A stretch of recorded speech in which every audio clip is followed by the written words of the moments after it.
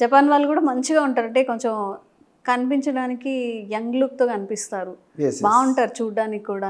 చాలా మంది అనుకుంటాం మనం మూవీస్ అవి చూసినప్పుడు. అమ్మా. ఓకే.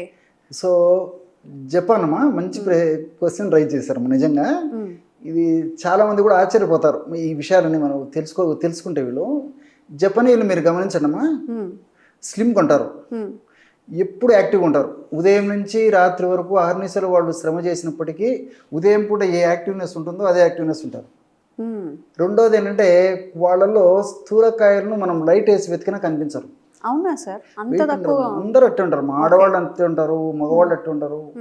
సో ఆరోగ్యవంతంగా ఉంటారు.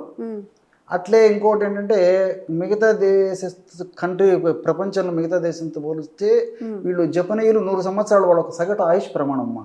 ఇవన్నీ పరిశోధన ద్వారా నిరూపితమైనటువంటివి.